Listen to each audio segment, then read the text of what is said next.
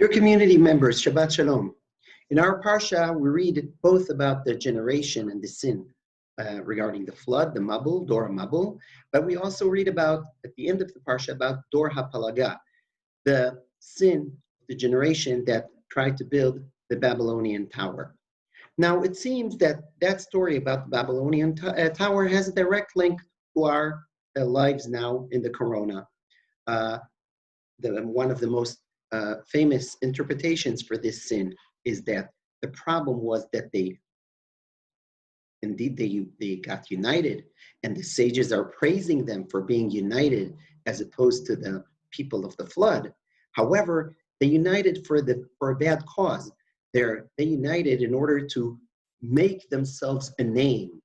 Let's build a tower, metaphorically fighting with God in heaven, but what it really means is that they built tremendous towers because they became arrogant.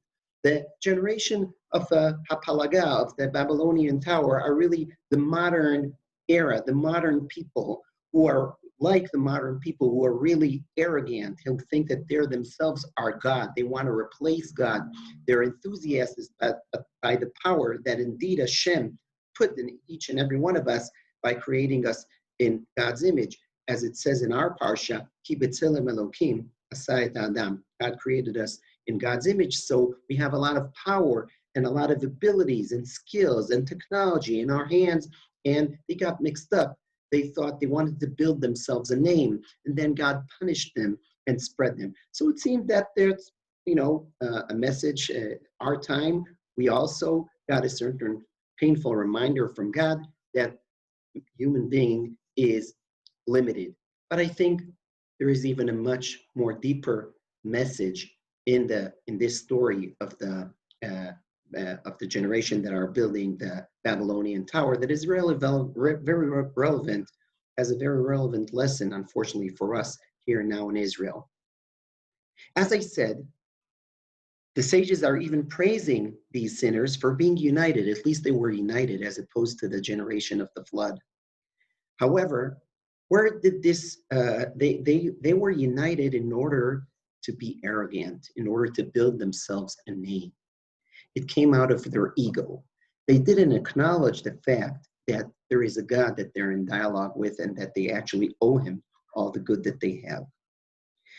Because of that, since the source of everything, the core, the root of everything was mankind's arrogance, so it ended up that they all split. I interpret that that's not just a punishment of God, that's a natural outcome.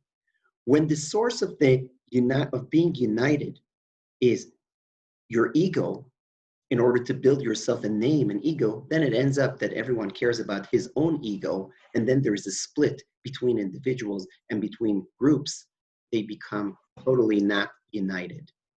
If you really want to be united, then you're united out of respect. What does that mean? You respect God. You acknowledge the fact that everyone, not only you, everyone was created in God's image. Every human being, therefore we're all equal. And since everyone was created in God's image, then I have tolerance and I have patience and I respect the other, even if he's different than me. If the source of everything is ego, even if it's mankind's ego, but it's ego, and there's no God there, then it ends up with splitting because everyone thinks about his own individual ego. That was the outcome.